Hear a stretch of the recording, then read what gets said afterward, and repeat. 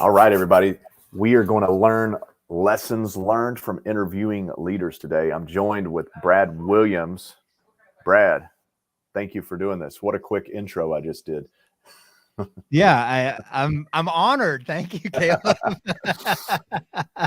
Brad, so those that don't know me, I'm Caleb, Stain and Seal Experts.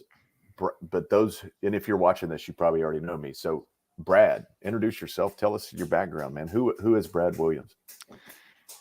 Well, I'll spare the life story, but I think in the context that we're talking about, I'm an entrepreneur. I'm a strategist. I love business. I love talking business. And over the last, I don't know, 4 or 5 months, I embarked on this journey that I was having all these great business conversations. And I thought, we need to record these. I'm talking with these people and they're sharing these stories that need to be passed on. And so I said, well, what if we interviewed 100 business leaders? And so we started that journey. And so I've been doing the Technician to CEO podcast for a company called BERGFLOW. And in that podcast, I'm going to have some really amazing conversations. We're only about 20 some into that 100 yet. So we will have to circle back when we hit 100 because I think that the takeaways will only get better. But yeah, so entrepreneur, business owner, guy from North Carolina. I understand there's 2 guys from North Carolina on this show. So that's cool. But your background is more than just that. You've been in marketing. You're a business owner. Are you an owner in TCHEM? I don't want to say that wrong. If you yeah. So I'm an owner in a local business called TCHEM. We're actually having an event next week that we're super excited about. That is a chemical manufacturing business. We also do servicing and retail sales in the pressure washing and heavy industrial spaces. So we've got an event. If you are in the North Carolina area, within driving distance of Greensboro, we're doing an event where we're going to kind of focus about half the event in the morning on honing your craft. So it'll be everything from staining and sealing with Caleb to concrete sealing to cleaning commercial, residential. And then in the afternoon, we're going to focus on business building. And we've got some amazing keynote speakers next Wednesday and Thursday. So just go to that website. You can go to nationalcleaningexpo.com or you can go to tchemis.com. Either way, you can find a link there to register for the event. It's free to attend. So yeah, if you are in any kind of service business space, this is something that I think you'd get tremendous value from. And Caleb, you're going to be there. So that's really cool as well. So yeah, so we got TCHEM. My wife and I have run a marketing agency for the last several years that really just spawned out of my experience in small business. I'm a custom home builder. I've been a home inspector. I'd like to say retired home inspector. Kind of done a lot of different things and done some business, coaching, consulting. So I've had my hands in a lot of different things, but I really have a passion for small business.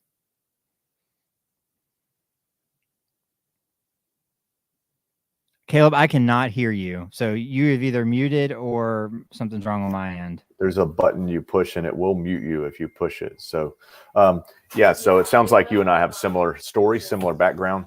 But if they're here watching this, they're looking for those lessons you've learned from interviewing. I should have said 100 leaders, but what have you learned from interviewing 27 leaders, man? Give us, I said 5. I know you're going to give us more than that. And I'm going to grab pen and paper too. I just, I started making a list and I came with a couple more than 5. It's really interesting. There are definitely some common threads across this.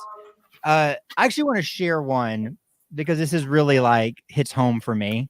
So we'll start off with it.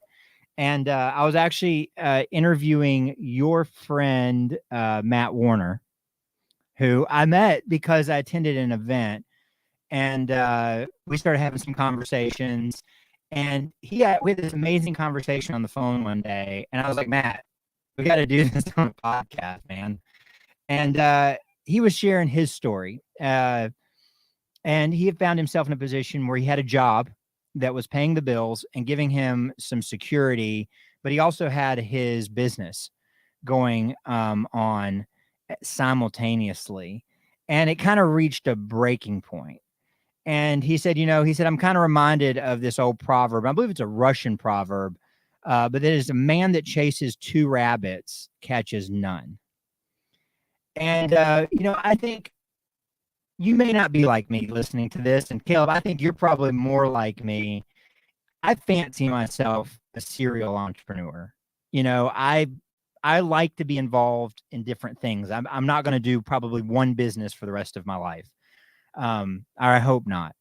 But there's a difference in being a serial entrepreneur and being a parallel entrepreneur. A serial entrepreneur moves from success to success. So they have a strength, and then they use that into the next thing to shortcut the process. It's the guy that builds the business, sells it, and when he starts the next one, he builds it in 30% of the time or 20% of the time. I think for me, and this is one of my big takeaways, is I like shiny pennies. I like the next idea. I get excited about things. And so it's very easy for me to try to take on 2 or 3 things at the same time before they're both established. Yeah. Are you raising your hand that, you too are? I'm raising my hand in agreement. Yeah. So no, I agree. This happens. So I think that's an important lesson.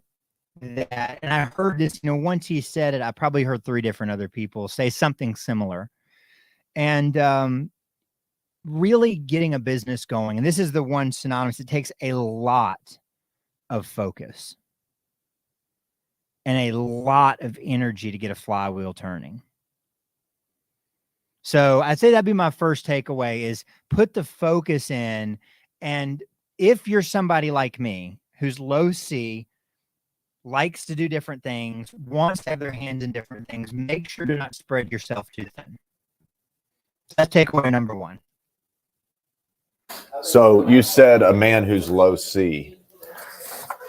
I thought you said low T for a minute, and then it caught me. Does that look familiar? I've not seen it graphed out like that. Is that an A drive, B drive, C drive, D drive? Well, that's disc assessment, and you see the C on the end. It's the lowest for me. So when you look at drive, and I know that we'll have to have this conversation. Like we should talk about. D is the drive for me, and it's just through the roof. On another conversation, because I would love to talk about I would actually love to get you to take an AccuMax hardwiring assessment, and then we need to have a conversation. And I want to go through yours, if you're up for that. We can talk a little bit about what hardwiring means. But for me, it just means that I like change. I like new things. I like task switching. And I get excited about doing a new thing. So I don't need things to be sequential. And so that's good and bad, right? Like I can deal with an unpredictable environment pretty well, but it also means that I might switch off something before it's a good time to. So. Well, yeah, I'm the same way. I'm like, I want to catch the rabbit and then throw it to somebody and say, if you skin that one, I'll bring you another rabbit, So yeah. That's me in a nutshell. All right, I've got it right here. A man who chases 2 rabbits catches none. That's yeah. And so shout out to Matt for sharing that. I tell you what, it's played in my head a lot. And I'm definitely finding myself getting more focused from it. So that was a big takeaway. The next takeaway, go ahead. I was going to say the deeper lesson though is if you watch Matt, he has many, many, many rabbits that he has caught simultaneously. So there's another lesson. There's more meaning to this, and I'm sure. So if you want to figure that out, we need to link to that podcast interview, and I'll figure that out. Nikki, if she's watching, if she's not, somebody, we'll get that link up because there's more to it than that. But there is more to that, and you can have, like, he's a perfect example of someone who has many things going on successfully. That's not the total meaning to it. So yeah, you have to go deeper on that. Absolutely. Yeah. In a nutshell, Matt catches one rabbit and then hands it off, and then he immediately catches the next and he hands it off. So cool. What's number 2, man? Let's hear it. So number 2, you didn't say, and I am not going to just give cliches, but the next one is a total cliche. And that is success leaves clues. So this was really evident when you and I had a conversation on Technician to CEO. And I don't know if you didn't say that. You didn't use that phrase with me. That's a phrase I picked up years ago. But it was very evident in our conversation, and I've heard this from many successful people that I've interviewed, is they don't waste a lot of time just trying to do it their way.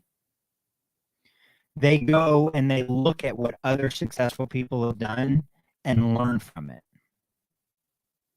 They follow in the footsteps that have laid that path out in front of them. There's nothing new, man. There's nothing new in what we're trying to do, whether you're trying to get time freedom in your life, financial freedom, whether you're trying to build or scale your business. We're not doing anything that other people have not done before. And, the entrepreneurial spirit is really, really powerful coming out of the gates, but then eventually it becomes your Achilles heel. Eventually that I can do anything. I got this, just leave it to me. I'll figure it out. I'm the problem solver becomes your biggest weakness. It's what you need to get started, but then it becomes your biggest weakness. And, I think I've seen so many successful people just in these conversations, like not in books I've read, but like in these conversations, most of them leaned on a mentor. They leaned on knowledge that they could glean from someone who had gone before them. I agree. Yeah. Why reinvent the wheel? Don't. Mm-hmm. That's why you see the most successful people in the world spending the most amount of money on self-development to learn skills, because they're learning skills that they're learning it. They're not trying to go figure it out the hard way. They're paying to go fast track that skill. I guess you could be a really good brain surgeon if you did it for 50 years. 50 years in, if you were a self-taught brain surgeon, you'd probably start figuring things out. Right. Yeah. I think that kind of comes back to something I remember reading about. Have you heard the book, The Talent Code? The Talent Code? Yeah. No, I'm not familiar with that. So it's a book, and it examines why there are these like really high pockets of skill that develop in certain areas. And it's like, one music school will produce a disproportionate amount of great musicians, and one area in is it the DR, not the Dominican, one of the islands produces like a disproportionate amount of soccer players. Yeah, it's like baseball players. Yeah. And it's like, why is that? It examined this phenomenon, and there was something that they made in it, and it dispels something that we all believe to be true, but it's not true. And that's, we believe that practice makes perfect, and that is bull. Practice makes permanent. Perfect practice makes perfect. And so you could go out there, and when you're doing something wrong over and over and over again, you're just making that permanent in you. You're just cementing that as what you do. So really the thing to do is learn how to do it right, so that what you practice leads to the skill that you want. Well, that is number 3. Let me write this in here. Have you ever listened to number 3? So I'm gonna have to condense this. We've got more than 5, and we'll try to stick to 5. Have you ever heard the Brad Lee podcast, Dropping Bombs? Yeah, Brad. Yeah, I was looking for my bomb button right there. I know, right? Drop a bomb. I know, right? I need to get a soundboard that has some sound effects on it. So would be awesome. Practice makes permanent. Perfect practice makes perfect. I agree with that. 100%. I'm going to write that one down too as number 3, because I think that's important. Because sometimes we want to go through the motions and it's not the right move. All right, so we got 3. So we need 2 more here. I'm torn. Hey man, we can go 10. So give them all to me.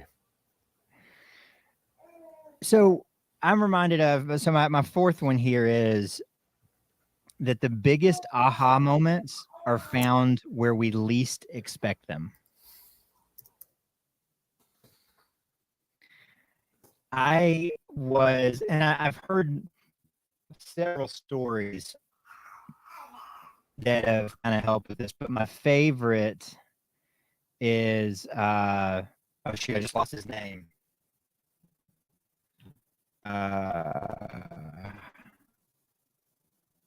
Hang on, let me find his name real quick, because he deserves that.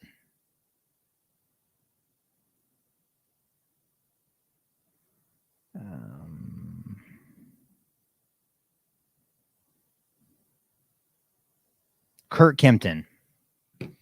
He founded a company. So in the service industry, most people probably know him best from a company called ResponsiBid. It's like a sales follow-up automation software that he built. He didn't get started there. It's actually a window cleaner. And he didn't want to be a window cleaner. He wanted to own a bicycle shop. And he ended up coming out of college and being a window cleaner. And he tells this story about being in this focus group. And Caleb, you might remember this, but do you remember Infusionsoft? You know, and now it's Keep, the CRM software. It's like an email automation software. He froze up a little bit. Anyway, I'm gonna keep going because I can't see you moving. But anyway, you might know this software, and he was an early customer of them, and he got invited to this focus group. And during this focus group, they were going around the room talking about what they did for company culture. And he said, man, I'm just this little window cleaner. I got like 2 or 3 guys working for me. He said, and all these people have these like glamorous businesses. And watch the episode. Like, I'm gonna butcher this story. And he said, I was so embarrassed, and it came to my turn. And he said, I'm like shaking a little bit. And he kind of puts out, he said, well, you know, all you guys have sexy businesses. He said, I'm just a window cleaner. And the CEO of Infusionsoft gets up and proceeds to make an example of him in front of all the other business owners and tells him shame on him for saying that his business wasn't sexy. Shame on him, because he gets to get up every day and decide what he does for a living, and shame on him for running a business like that. And he said it was like the most embarrassing moment of his life. But he left there and reinvented his window cleaning business. And he went on to win all these awards in the window cleaning industry for having the best culture and the most innovative business. And I think that I heard a similar story from different places, that those moments that propel us forward, where we get that thing we needed to really define who we are and what we're building, are where we least expect them. When he walked away from that situation, he was nothing more than ashamed and embarrassed. Like, getting your butt handed to you in a boardroom by the CEO in front of each other business owners is not where you expect your big aha moment takes your business to the next level. But it changed his forever.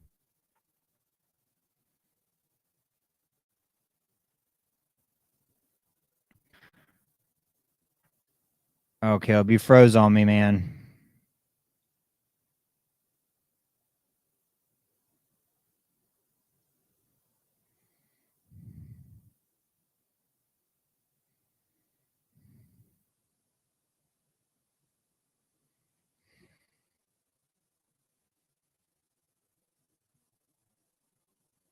Okay. All right, I got a message from Caleb to keep going. So I'm going to go to my next takeaway. I'll just be better with some conversation. So my next takeaway is something else that I picked up on.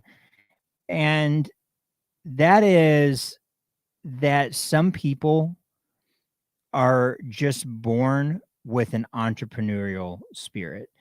And, I think that the one thing that I hear so much on social media and in just the world right now is that it's cooler and sexier to go to work for yourself, to be in business for yourself. And I think there's like kind of two things that I've gathered from this, and that not everybody is happy being a CEO or being an owner.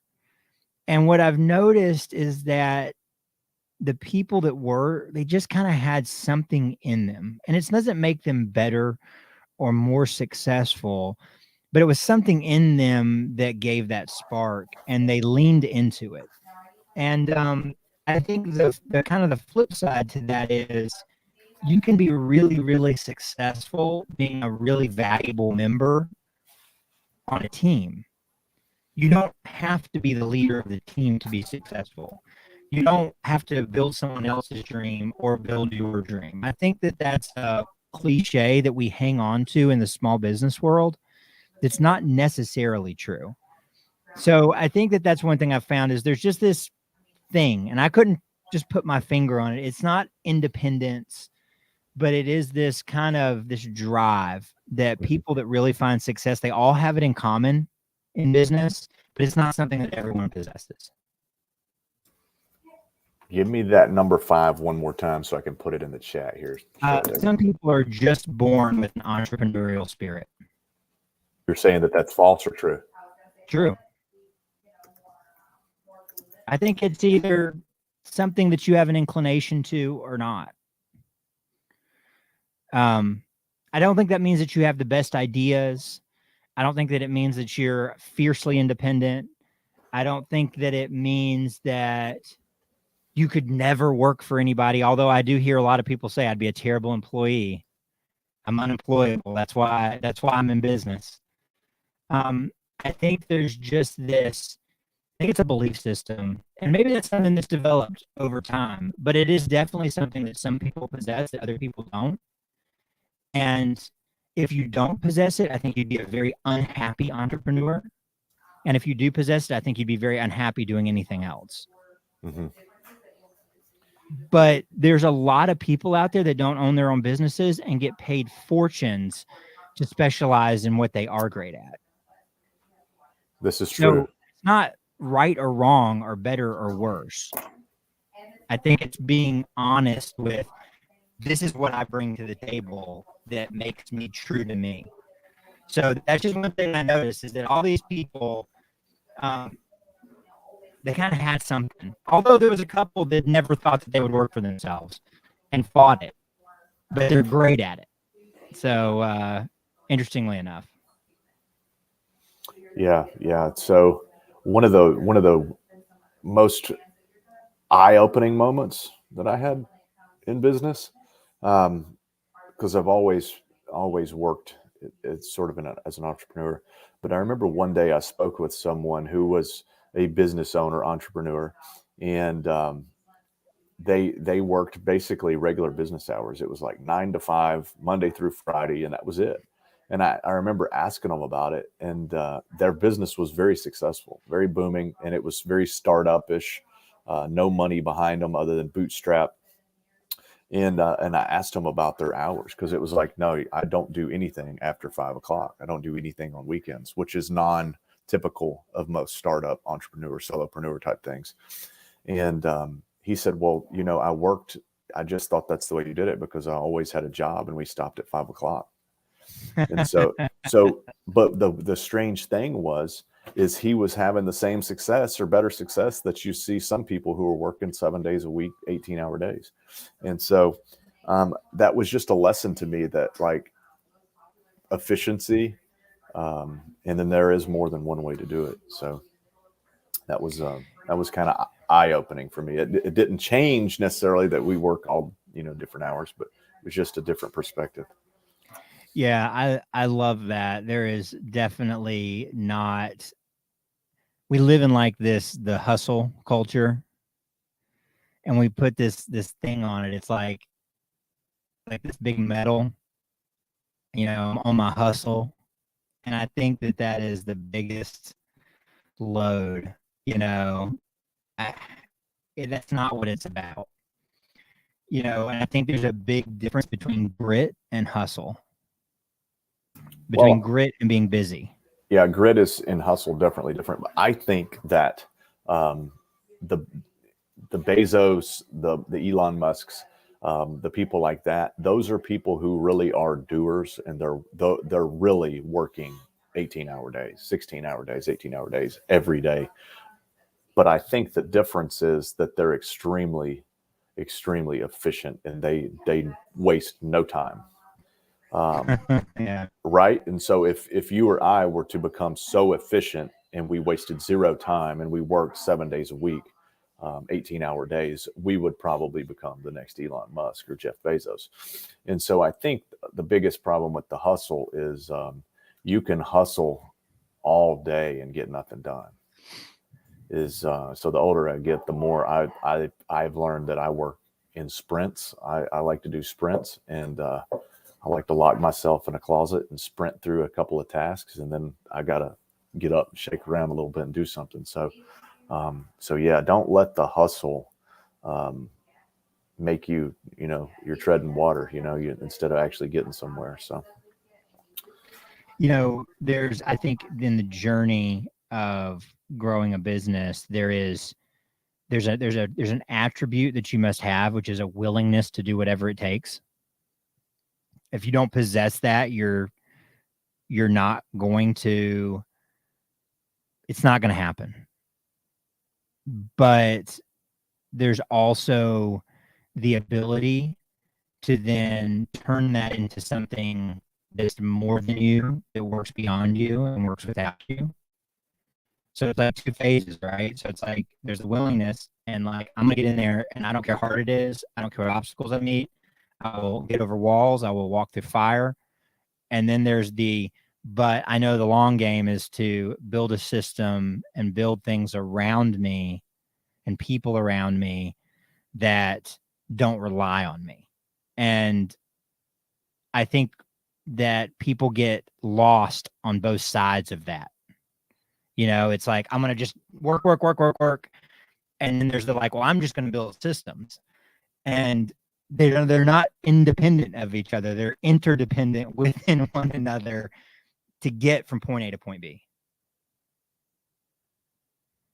I agree. Couldn't have said it better myself. Well, I might have heard it from you. I don't know. I doubt it. I doubt that. Yeah, but it's true. It's so true. And there's so much to learn, but there's so much that's nothing is new under the sun, right? So all of these things are out there, and you've probably heard every single one of these, or at least three you've probably heard of these lessons or just things you've picked up along the way. I'm gonna click through them again. Let's see here. A man who chases two rabbits catches none. You've probably heard that, or some sort of proverb like that. Success leaves clues. Um, find somebody who's successful at what you want to do and see what they're doing. This one I really like. Practice makes permanent, and then perfect practice makes perfect. And you talked about people that have unproportionate success as teachers or institutions, things like that. Mm-hmm. John Danaher, Jiu-Jitsu. He was like a PhD professor who started jiu-jitsu and liked it better, and now he's had more world champion jiu-jitsu people come out of his little gym, I think, than anybody else. You got Charles Poliquin, the late Charles Poliquin, who had more Olympic gold medalists that he trained than anyone else, like 30 something Olympic gold medalists in strength. And then he did I think the last one he got was the women's world champion not world champion, women's Olympic gold medalist in wrestling. And just there's perfect practice makes perfect. So there you go. Yeah.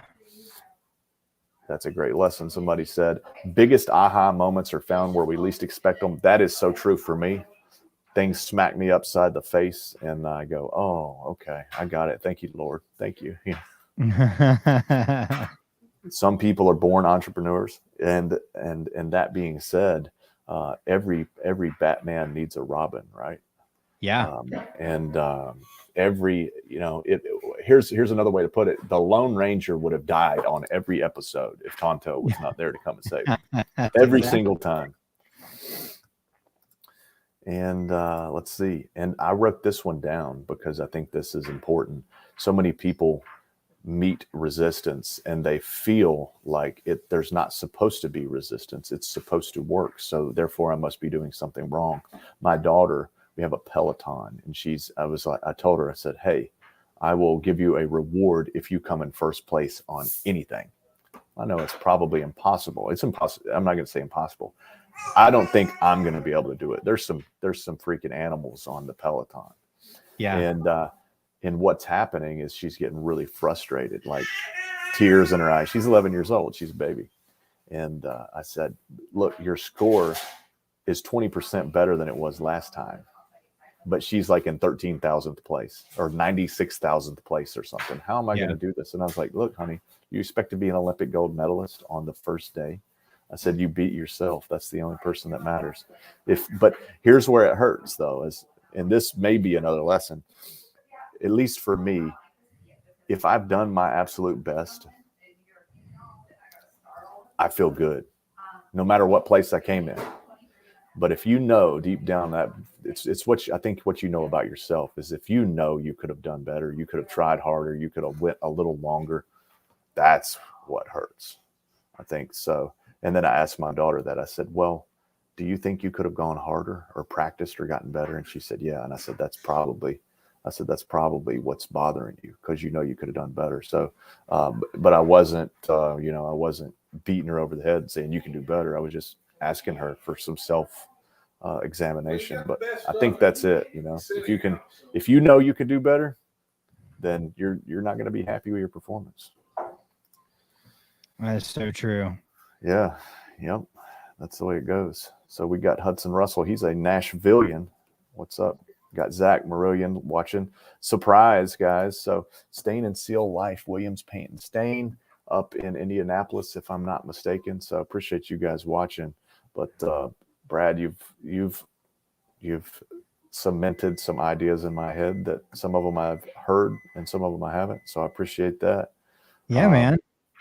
We should do more of this. And this is the kind of stuff I like. It sounds like you and I are very similar, because I'm the guy that if we go out to dinner, I want to talk about business.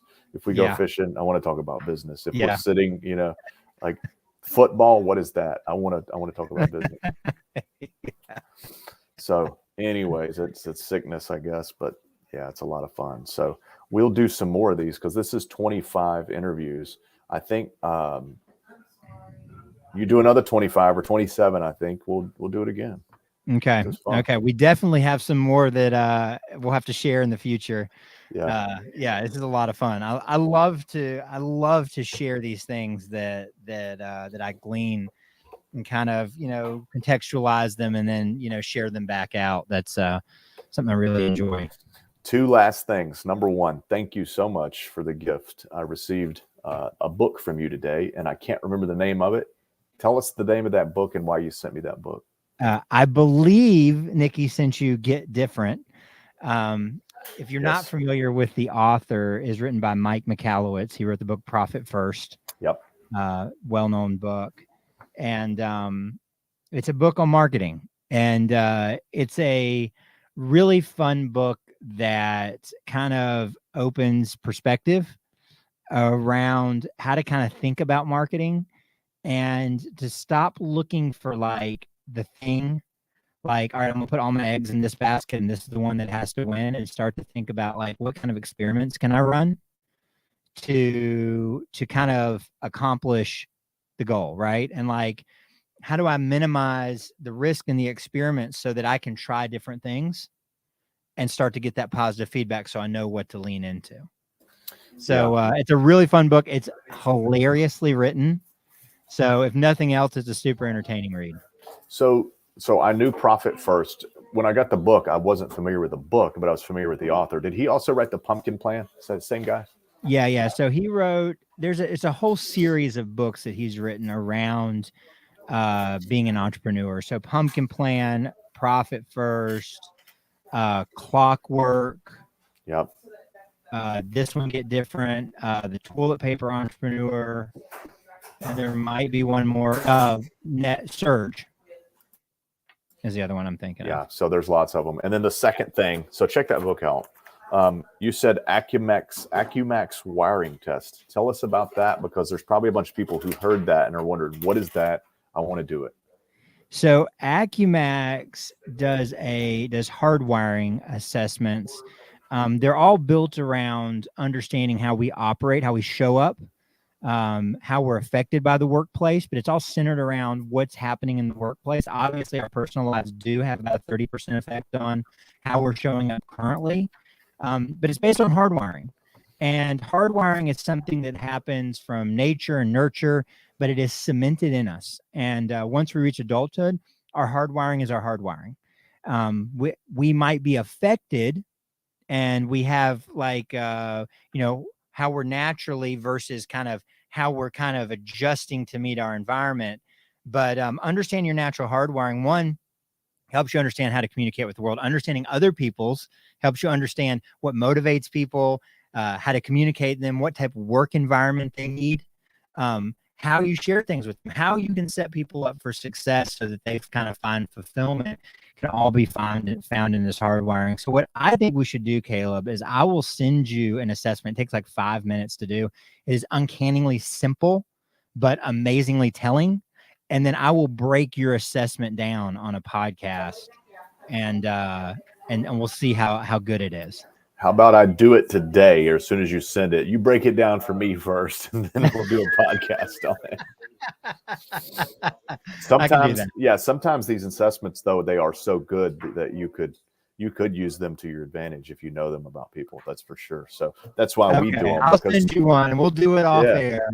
No, I am open to doing it on air. I'm just not familiar with it, but yeah, let's do it. I've got discs on everybody, and then we're doing these wealth dynamics too. I heard it on Brad Lee podcast, and it's pretty neat. It told me exactly what I already knew. So pretty cool test there. All right, man. If people want to come find out more about the lessons you've learned, I'm thinking it's probably the CEO, the Technician to CEO podcast. Yeah, check out the Technician to CEO podcast. Everywhere podcasts are found. They're on YouTube, Apple, Spotify, Google, maybe some other places. But wherever you're listening to podcasts, you could probably find it. Lots of great episodes, and more to come. So, would appreciate you checking it out. How often are you uploading episodes? We're putting an episode up every week. Okay, so every week. So that means you need to subscribe, and you need to do all the things you can do for free, which is share it with your friends. You can leave it a 5-star review, and you can give us, if you're on Facebook, a love instead of a thumbs up and a like. Give us a heart or something, because that is the new thing. You get points for that and not for likes anymore. So, Brad, thank you so much for sharing these lessons with us. Number one lesson for me probably is a man that chases 2 rabbits catches 9. So thank you for that. Yeah, man. We'll do it again. Thank you, Caleb. Thanks for having me, man. It was so much fun. Yes, sir. See you soon.